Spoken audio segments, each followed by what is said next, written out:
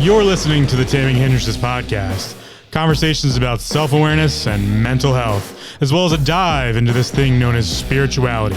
We talk about everything and anything on the podcast, so come get triggered.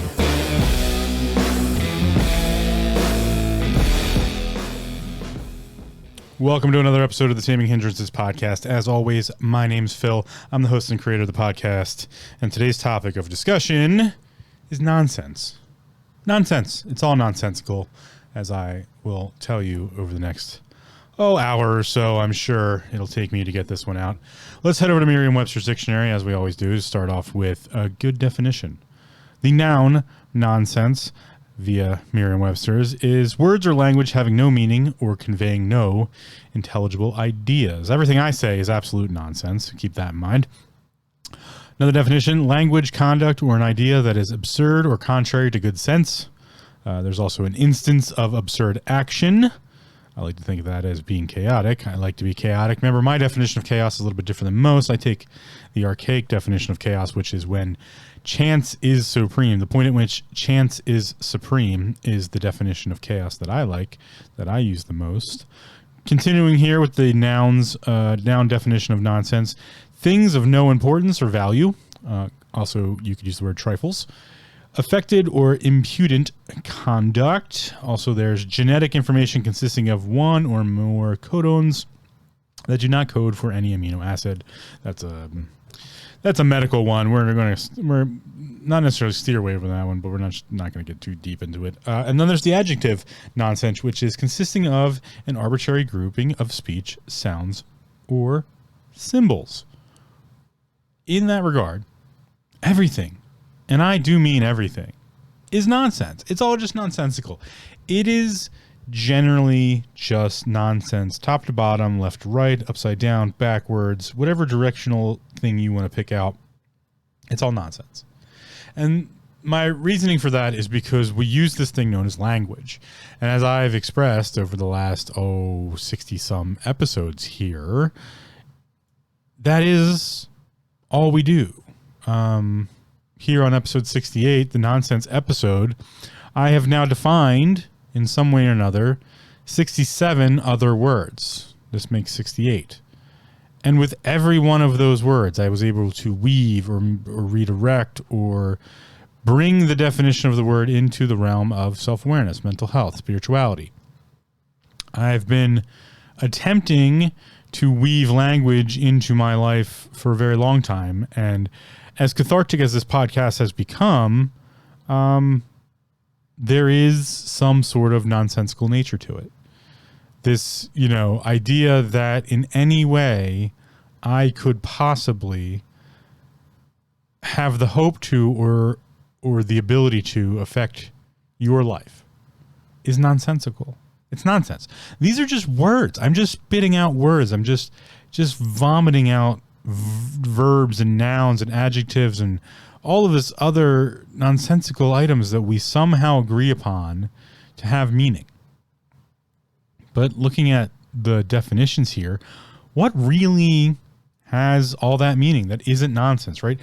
Words or language having no meaning or conveying no intelligible ideas. Okay, well, that's being very specific about there could be words that do not, or language that does not have meaning or conveys intelligible ideas. But then we have to have a whole argument about what is intelligent, what would be intelligible. We have to have a conversation about language just in general. We have to have conversations that, in my definition, are nonsensical. They just don't make any sense. There's no reason for them because there's no way we'll ever all agree. Look, I don't want to be the, bearer of bad news here, but the fact of the matter is we have come to a point where the individual has to be themselves. You have to be yourself. In the realm of mental health, in the realm of self-awareness, in the realm of how things work, in the reality in which we now find ourselves in, that in which we are created in our own mind, the simulation of the situation of hard light, this frequency realm of things where light is hard, and we have things like solid light known as walls and tables and doors and chairs and mocha cappuccinos. It's all nonsense. it's all just this agreed upon behavior. It's just the agreed upon situation. It's a misdirection, if you will. The archaic understandings of just about every thought process have defined in some way the archetypes of the story. This is why we see a constant unraveling and retelling of stories that are all the same. They all have mostly the same plot points and understandings of, this is the major lesson to get out of it. And just about any Marvel movie, and I like hero movies. They're fun. Okay. I'm a bit of a geek in my own right. So, cool. Awesome. MCU, go. DC, whatever. I don't care what your pick of poison is. I watch a ton of anime. Like, I get that there's an entertainment factor here. But if we look at the things that these, movies or even some of the books we read, they're all just retelling of stories we've already heard 1,000 times over in the history of humanity. We have very, very rare original thought because we very rarely invent new words, new language. And so in that situation, it is all nonsensical. Words or language having no meaning or conveying no intelligible ideas. I say that because we very often use language incorrectly. We just spit out words that don't have anything to do with what we're actually talking about. In fact, we have an entire set of sub-languages and misuse of language that we now have to define in the use of being in a different definition or different defined factor than what the word actually came from. So much so that way back when, I don't even know when it started, I'd have to look that up, but I'm going to say right around when the first dictionary started to come out. Which, sidebar for a second, it's not the best movie in the world, but it's a pretty interesting movie. It's called The Professor and the Madman. Has Mel Gibson and, unfortunately, the actors whose name I always forget. He's fantastic. But it's a fictional telling of the non-fictional story of the beginning of the Oxford Dictionary. And it's just a fun watch. But in that movie, they go over an important thing that we've had to deal with for a very long time now, which is known as the etymology of a word. In last episode 67, the memory episode, I talked about etymology. Etymology is the history of a word. It's where we get the words we use. Well, in that understanding, we've now had to define where these words come from because we misuse them regularly. We don't learn them. People's vocabulary are very limited. And I'm not saying that's a bad thing. It's just, and I don't even really blame them for having small vocabularies. And I mean small in the sense of we just don't use that many words. Now, sidebar again for a second. I don't use that many words. I do most of my talking on this podcast or with my clients in my bodywork practice. Other than that, I speak very rarely.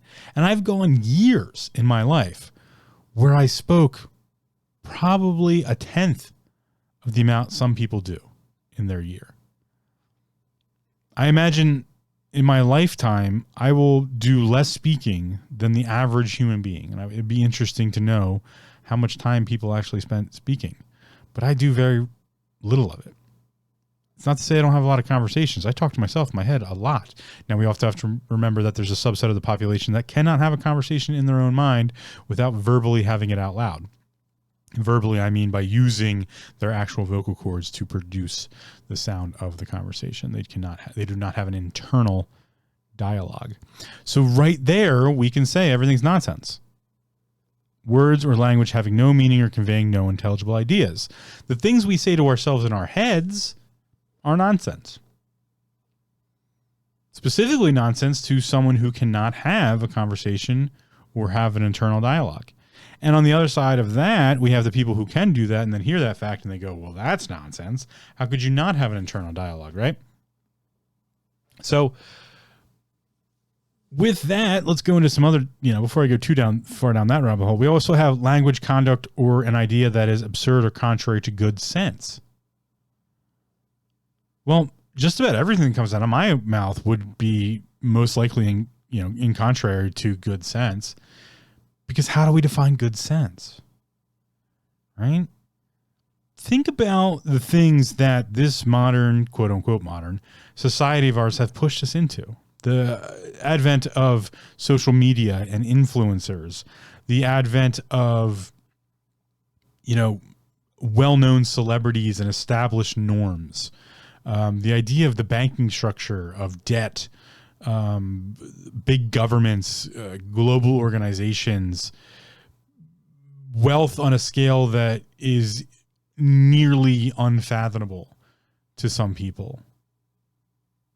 Isn't all that outside of good sense? But we consider that to be like the goal to attain, the goal to reach for, right? And I'm not saying don't rave yourself out of a bad situation. That's not what I'm saying. What I'm talking about is the massive difference between what's known as objective reasoning and subjective understanding. We essentially get to choose what's nonsense and what's not nonsense. That has to do with subjectivity. These are the answers to why questions. If you followed this podcast in any way, you may have heard me say, I don't ask why questions. I don't like to ask why questions.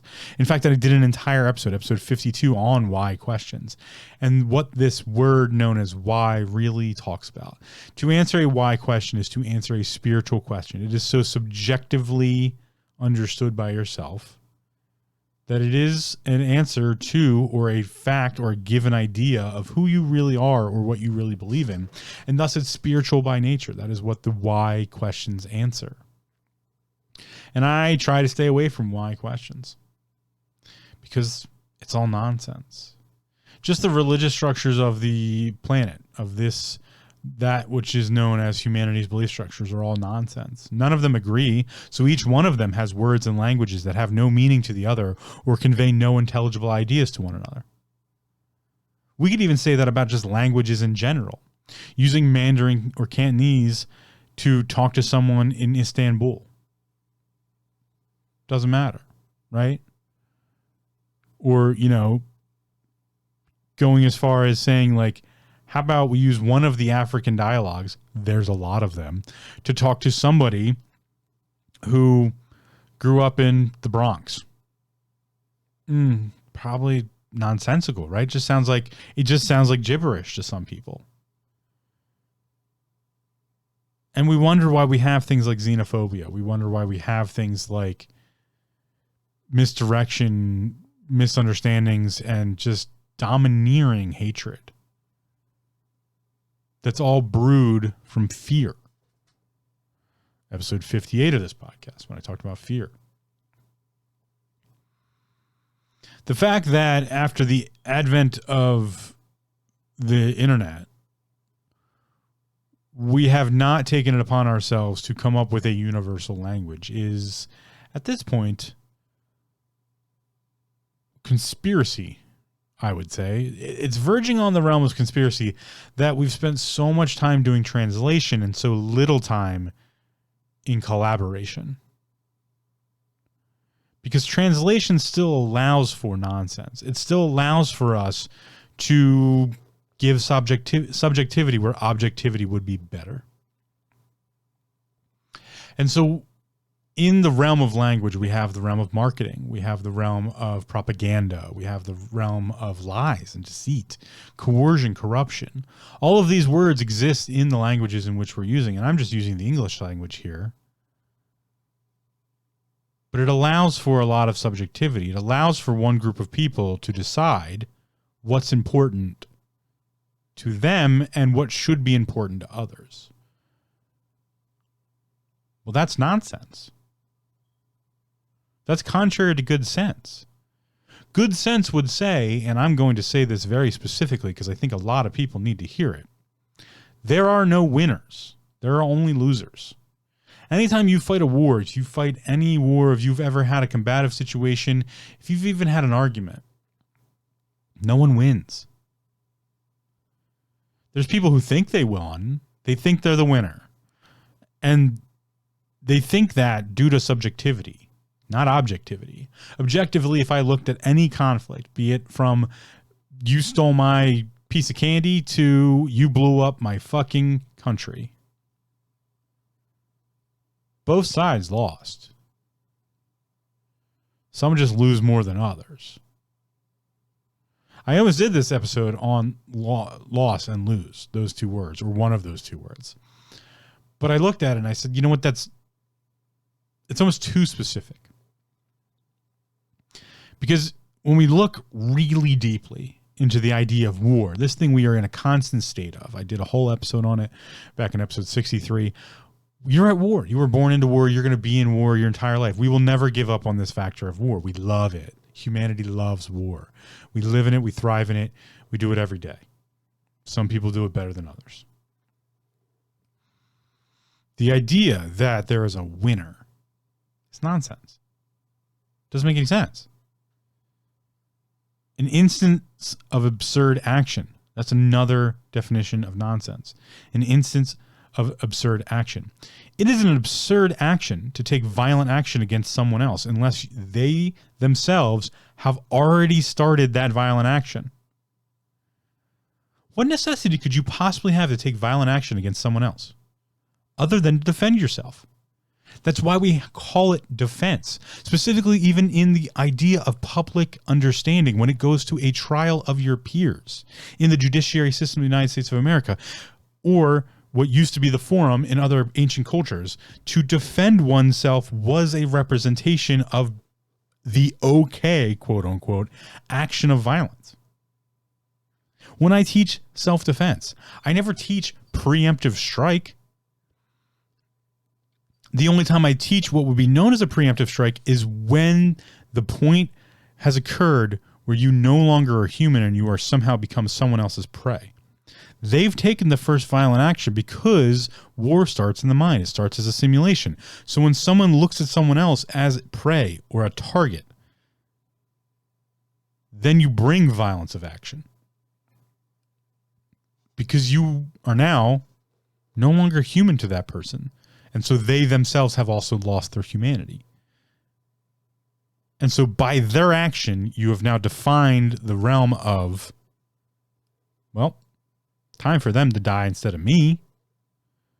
And so the ends weigh the means and blah, blah, blah, blah, blah. But let's look at that a little bit more objectively from the idea of nonsense.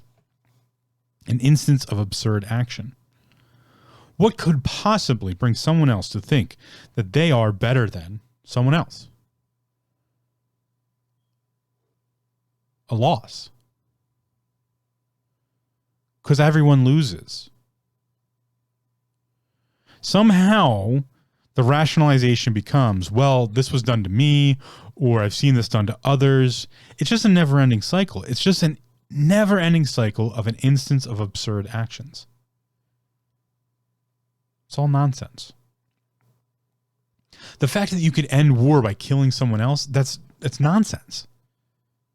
It doesn't make any sense whatsoever. You can propagate war and you can be in a better position in that war by doing so.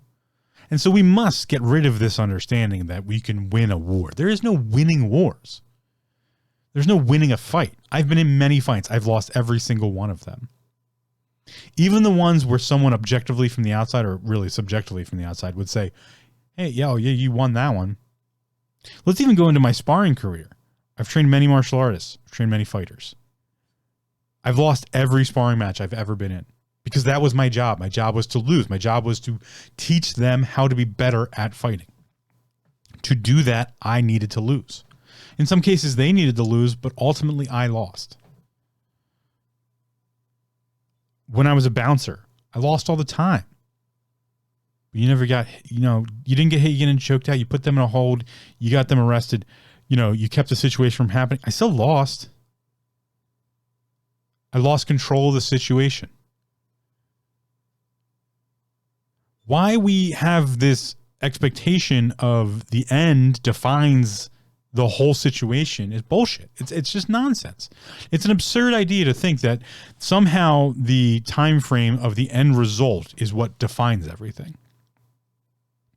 If I really truly won, nothing would ever have occurred. There would have been nothing. There would have been no conflict.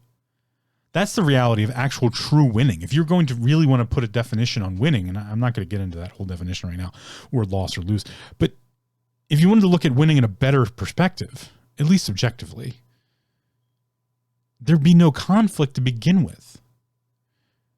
Because the necessity for a conflict comes from the loss of something.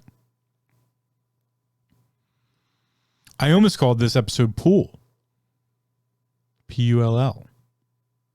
Because there is no such thing as a push in our reality. In the existence that we walk around in, there's no such thing as a push. Nothing pushes anything. It only pulls. We define the action of a push. But what really happens is muscles pull. Everything we do is a pull. Everything the universe does is a pull.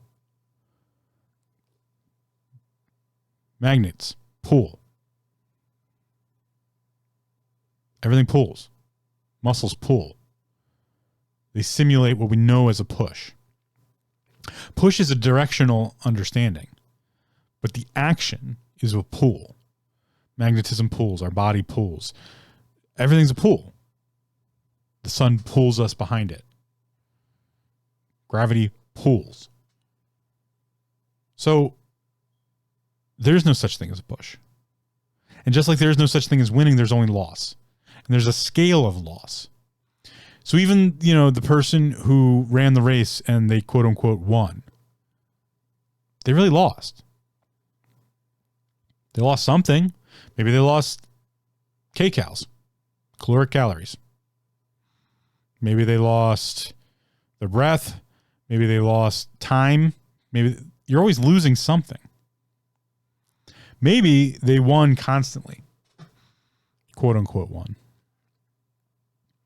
And they lost the experience of winning. Lost the experience of actually losing. So that when they went out into the job market and that first time it didn't go well, they had a massive mental breakdown.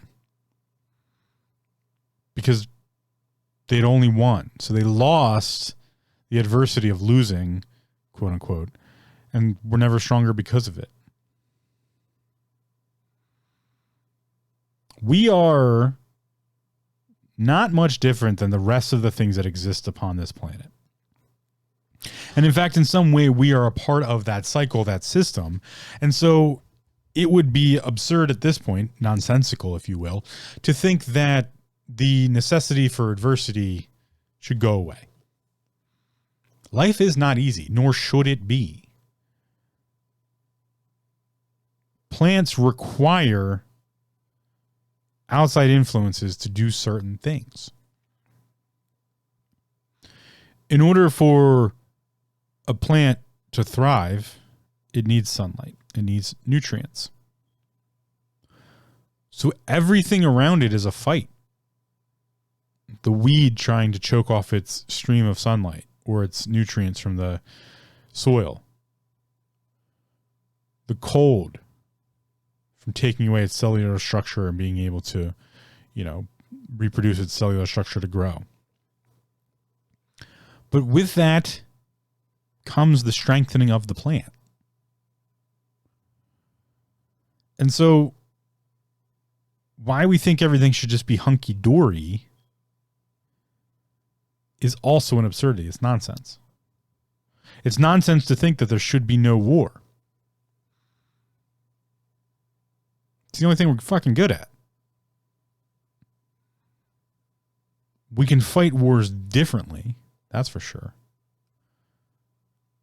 But we have now built it into our culture, built it into our humanity to have war because we believe it to be the only way to better ourselves.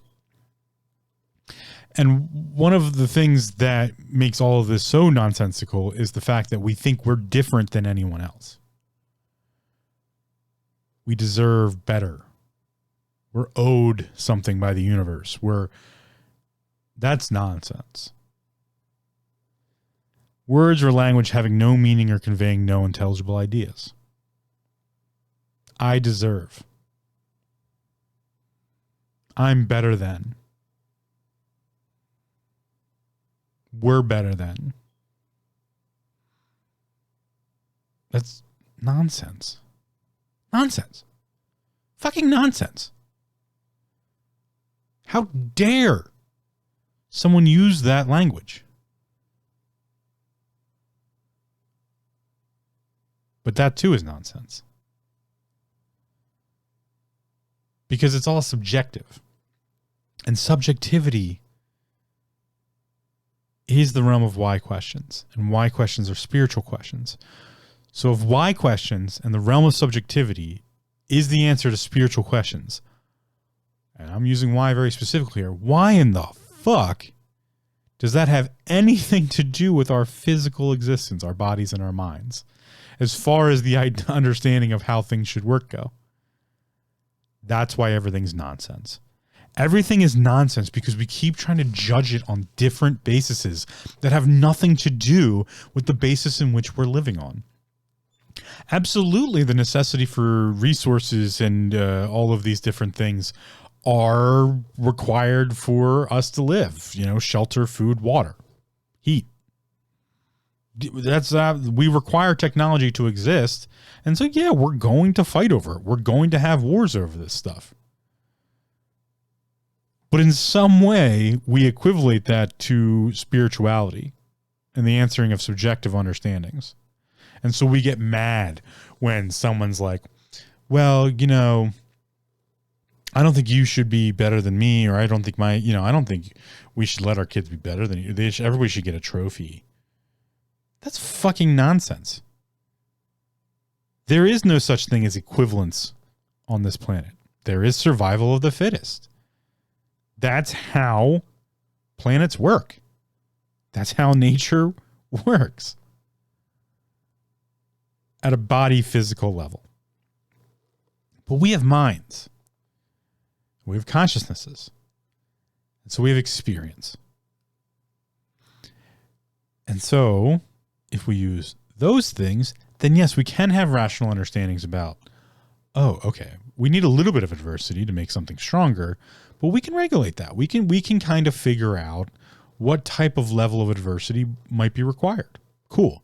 That wouldn't be nonsense. That would be vernacular. That would be understanding. That would be definition. That would be correct use of language, because we're taking away the subjectivity and allowing for the objectivity so that we can have an agreed upon structure. Awesome. We're never going to get there, but awesome. We can also then understand in the spiritual side of things that having any conversation at a spiritual level in today's modern, quote unquote, society is nonsense. No decision whatsoever should ever be made based on a spiritual nature involving the minds or bodies of this and here reality. None. Zero. Because we have no way to talk about it. If we come up with a way to have those conversations, then absolutely we should take that direction. That would be known as raising our vibration, love and light. All of this nonsensical talk people have been having that have no idea what it's about. I've said many times about these people who are talking about love and light, they have no idea what they're talking about. Light being the source of which we exist. We live in a world where hard light exists. The ground we stand upon is just a manifestation of hard light. Everything is light. It's just a frequency range. I'm not going to get into it right now. Go listen to some other stuff. So we have hard light, and then we have love, right? And the love is this oxytocin response. But we have what's known as unconditional love, which I've described in the past as being that in which someone would try to understand someone else's depression, knowing that they absolutely cannot do that. It's not possible. You can never understand someone else's depression, but you can try. That's unconditional love. So the definition of unconditional love and light put together would be an understanding of the universe and reality in which we exist in, which would be an understanding of our physical forms. Once we have that, then we can have the understanding of our mental forms, the place in which our consciousness is stowed, so that we can have a conversation with the spiritual side. So once we understand the physical reality and we teach everybody about that, then we can start having a conversation about the mental landscape. That's where we are right now. That's where I am with this podcast. We need to talk about self-awareness. We need to talk about mental health. We need to talk about how it's nonsensical to have all this bullshit about the physical body.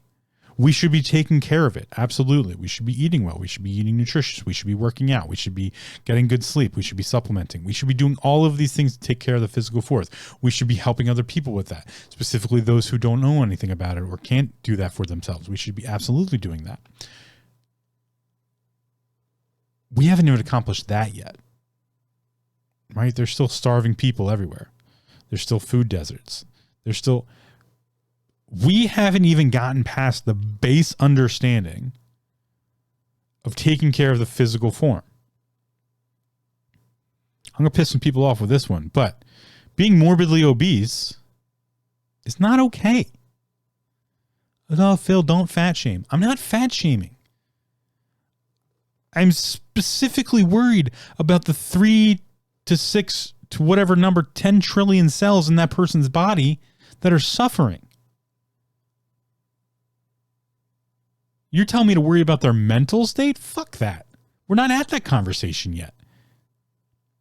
You showed me somebody who's in peak physical form.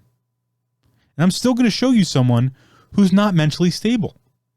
You know how many bodybuilders I've met in my life who have body dysmorphia? Do you know how many physical trainers I know that are constantly in pain and just trying to get through the next workout because that's what the people around them rely on? Do you know how many people in my industry, bodywork or massage therapy or even physical therapists, all the way up to acupuncturists, chiropractors, even doctors who themselves are in pain constantly and it's weighing upon their physical or mental state because they don't have time off or they can't treat themselves or they don't have a way to have an outlet for different things, so they use some other coping mechanism? You have any idea how many bodies on this planet are so fucked up that the mental part of the body, that connection, the mind suffers because of it?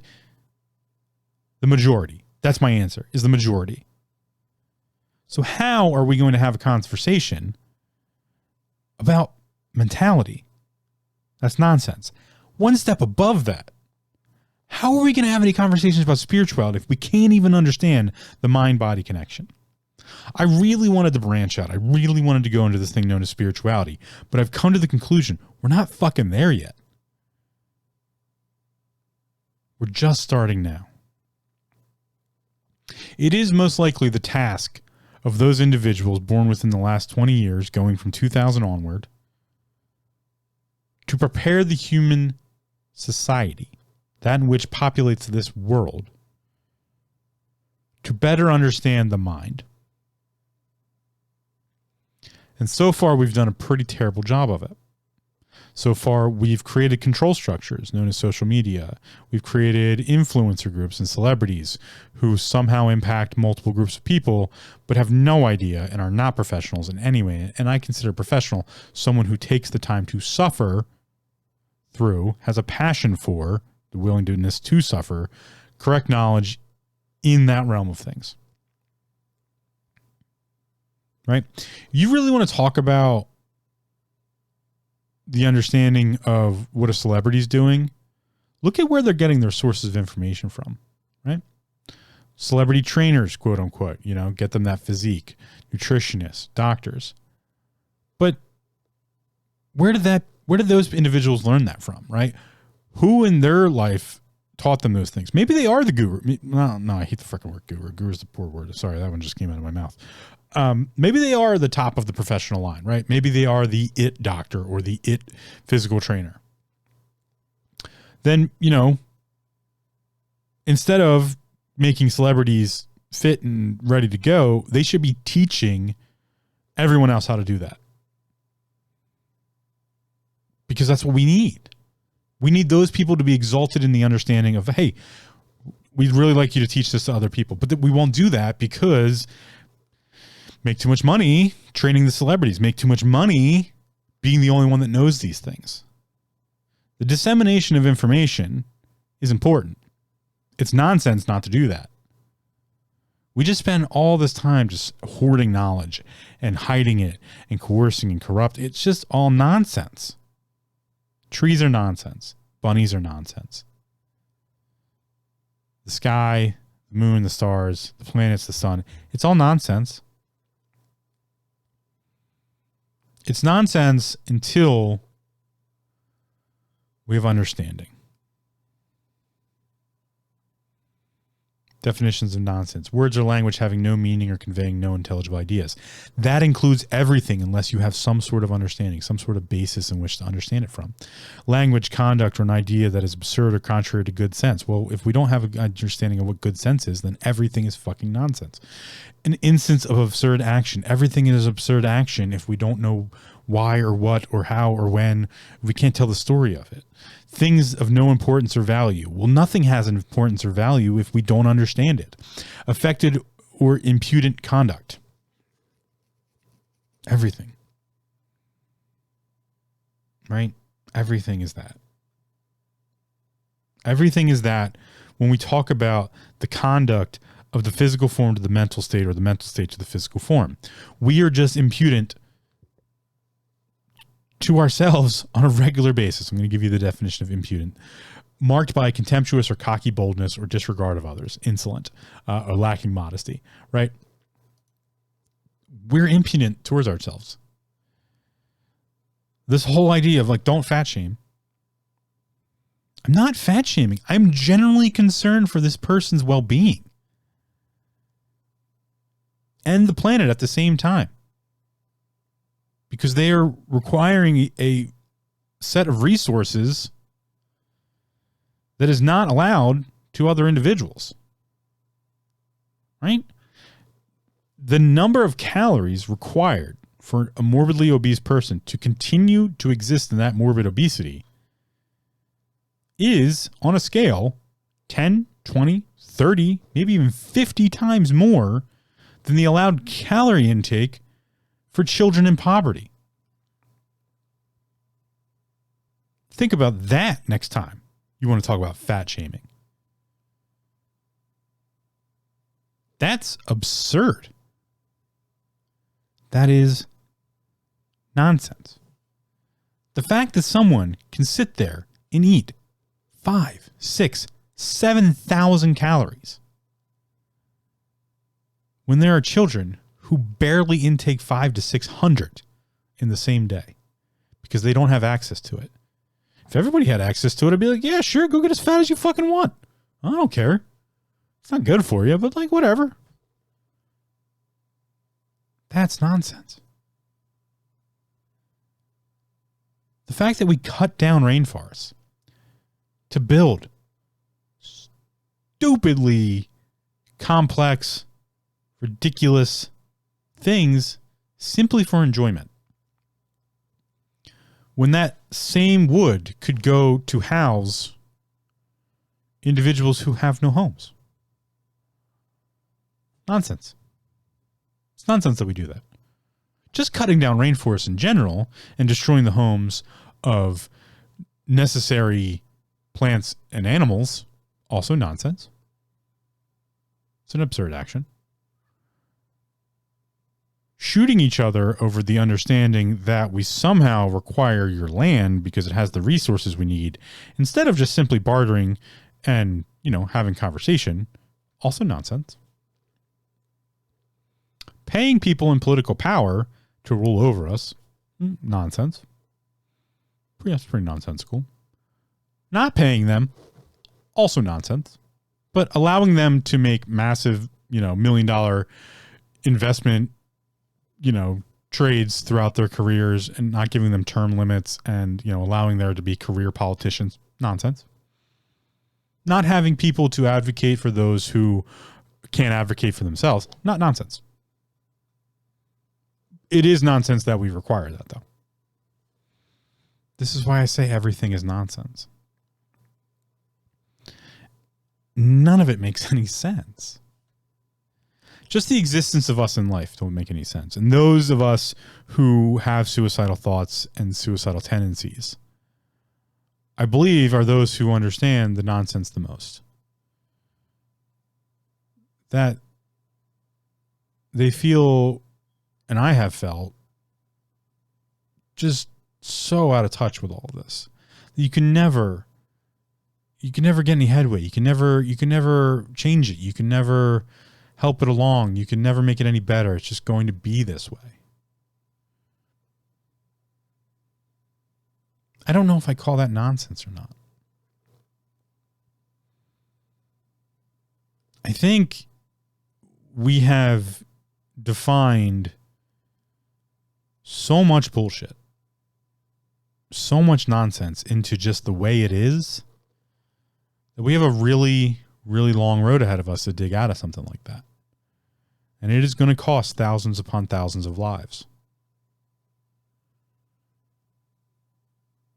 It is going to cost entire generations to dig out of the financial hole that these world banks and grossly misdirected spending policies have gotten us.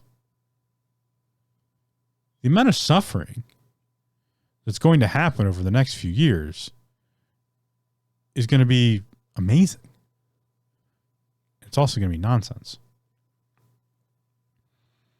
That somehow we've taken something that could have made sense, like sound fiscal policy, and turned it into spend, print more, debt,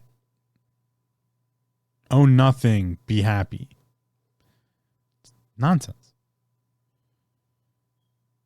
It's also nonsense to think that any one individual or singular group of individuals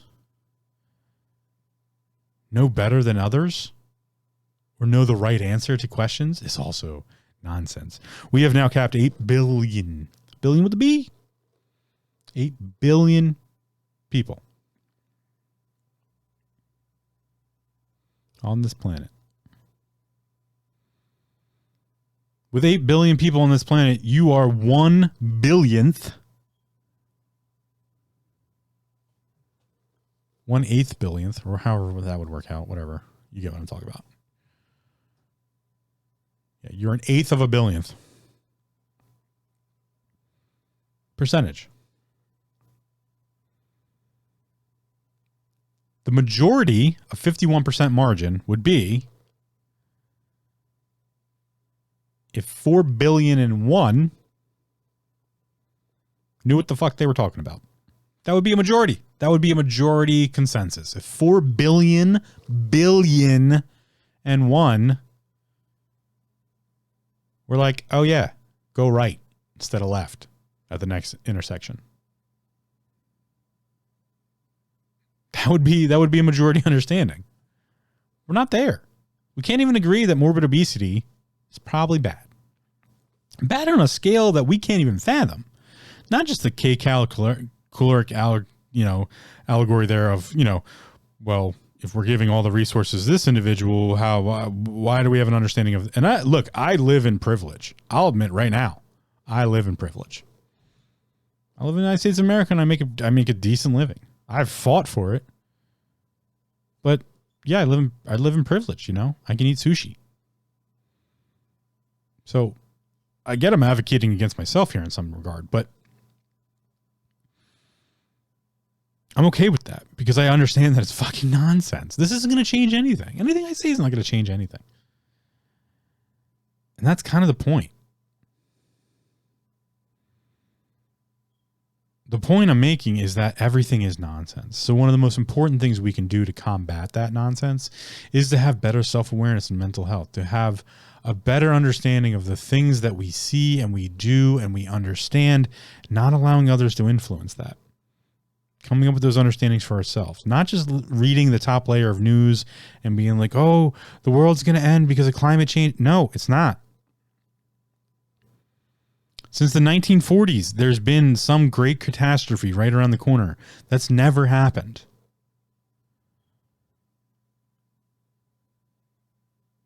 From the earliest writing of the Bible, there's been a book known as Revelations. It's never happened. Could happen tomorrow. Sure, awesome, cool. Rapture, boom, done. Write the bill. Let's get it over with. Awesome, right? Or it could be another 10,000 years. It's all nonsense. So how do you make sense of nonsense, right? How do you find a stable place? Well, rock bottom. The strongest ground you can stand upon is rock bottom. That's it. How do we bring rock bottom into the community? That which you're not willing to push past, that's rock bottom. When you put the shovel in the ground and it tinks and the shovel breaks, that's rock bottom. You've gone as far as you can go down. And I think we're coming to that point. I think we're coming to the point where societies, communities, groups of individuals, families, friends, however you want to, cut up the pie, are getting to a point where there is no farther. You can't go any farther than where we've taken them now. And once that happens, they're going to push back. And they're going to push for understanding. They're going to push for sense, to make sense of things. When that occurs, there'll be more war, more conflict. And the piece I'd like to add to that is when that occurs, because it's coming, look for what's nonsense. Look for what doesn't add up. Look at people's actions compared to their words.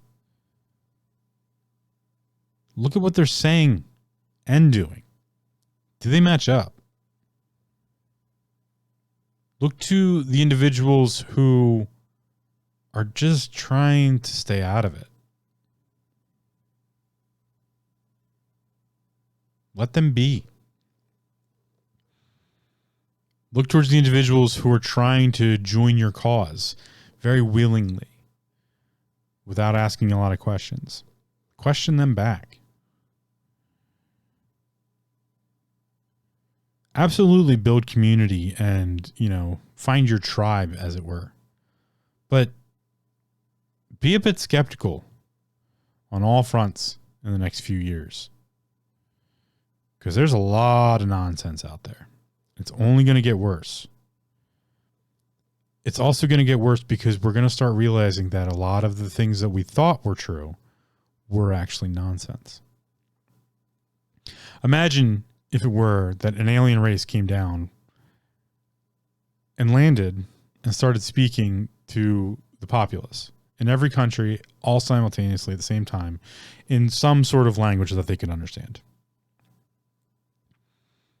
All religions become nonsense because none of them spoke about that.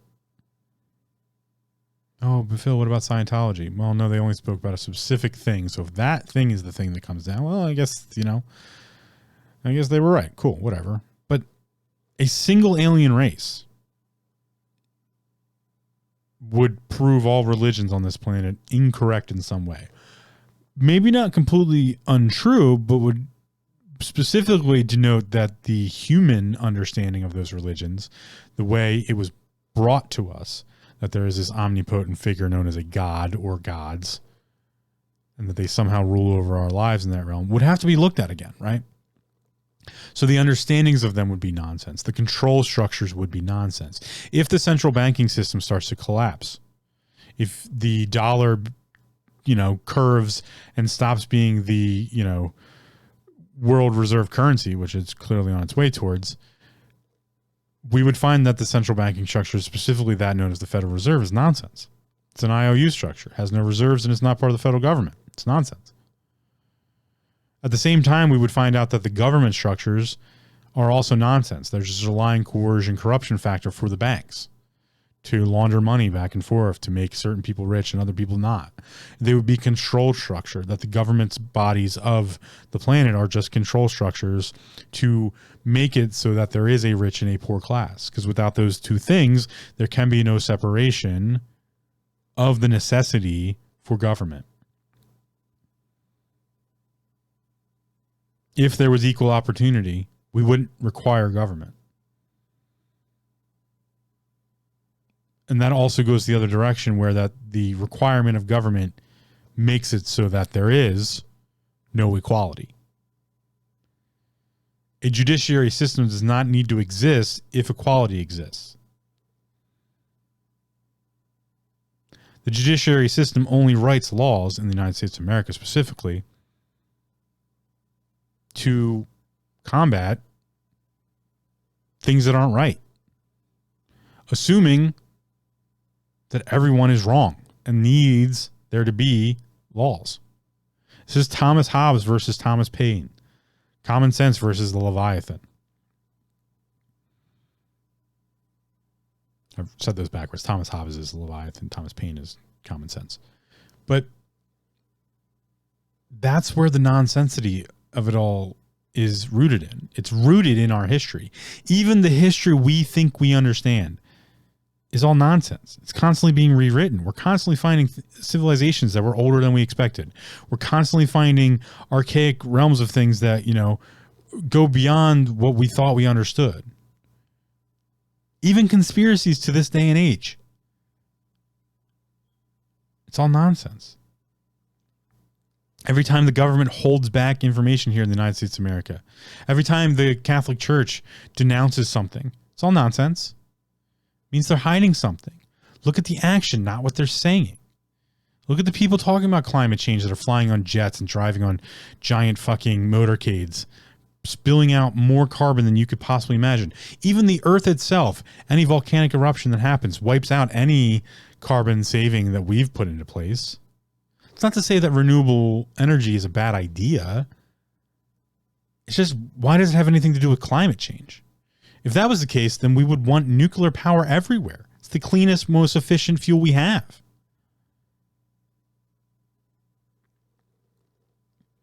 There's just a lot of nonsense everywhere all at once. And that is the realm of war. With a capital W. We are in what's known as fifth generation warfare. Fifth generation warfare is fought with language. It's fought in the mind. Coercion, corruption, propaganda, misinformation, misdirection, mistrust, unguided influence. All of these things are nonsense. They are words or language having no meaning or conveying no intelligible ideas. It is up to you to decipher what's nonsense and what's not. All of these things are language, conduct, or an idea that is absurd or contrary to good sense. It is up to you to figure out what is good sense and what is not. All of these things are an instance of absurd action. It is up to you to decipher what is good action, what is wrong action. All of these things are things of no importance or value. What do they give to your life in any way?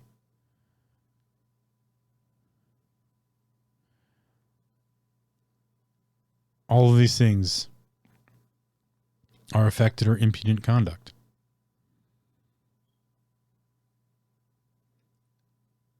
We are at a crossroad that will change the very understanding of the fabric in which we live in, the reality or how we define it. Humanity could easily become the master of the elements around us. But my understanding that brings about this understanding of nonsense is the nonsense that I'm talking about comes from the fact that we can't even separate our understandings of the mind, the body, and the spirit. Instead, we try to control the body with the spirit. We try to get the mind to do something that the body doesn't want to do, or we ask the body to do things it doesn't want to do. We can't even have proper conversations between our mind and body. We can't have proper conversations between our mind and our spirit. There's no way we can get our spirit to talk to our mind in that realm. So we're just in this constant influx of nonsense. Words or language having no meaning or conveying no intelligible ideas. Our translations from the spiritual to the body through the mind are nonsense. Our translation from the body to the mind to the spirit are also nonsense at this point. Until we figure that out, which comes at an individual level based on self-awareness and mental health, we can't move forward. You can't move forward. You can't become a happier or more content person. You can't get over your traumas if you don't figure out what's nonsense and what's not. You can't deal with the PTSD. You can't deal with the stress and anxiety. You can't deal with the panic attacks until you figure out what's nonsense and not. You can't get better unless you understand. And you can't understand unless you understand what's nonsense and what's not. You have every tool you need to do that, though. You have experience. You have the ability to fail miserably over and over and over again. Get up, dust yourself off, tell the world to fuck off, eat some ice cream, and move on. As you can tell, I'm not pulling my punches anymore. It's not time to do that anymore. Now is the time to push, to drive. Now is the time for the Viking mentality. Just keep rowing.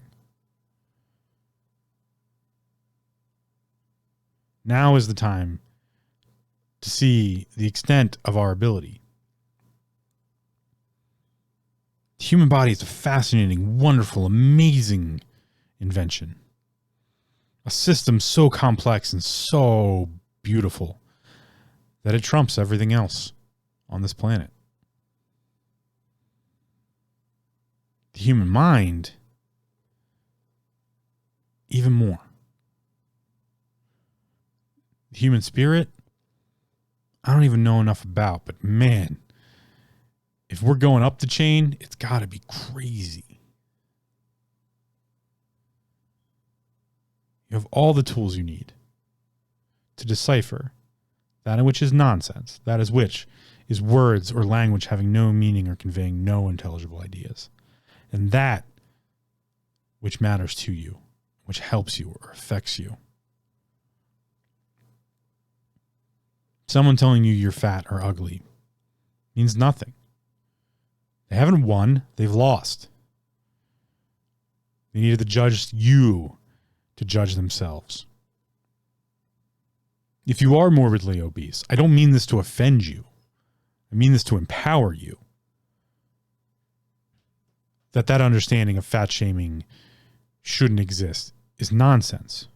That has nothing to do with that. I want you to be a healthy person so that you can flourish. You can save money by not needing so many calories.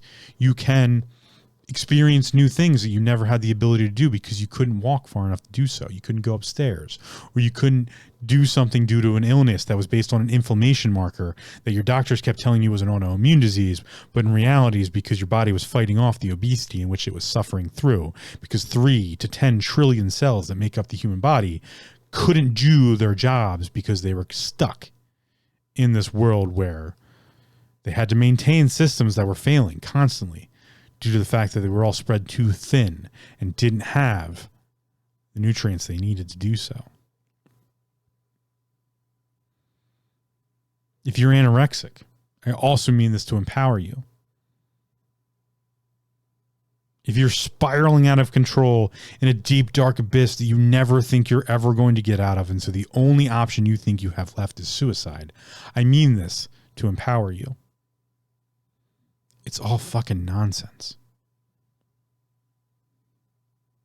Take a breath. Take another one. Take a few more.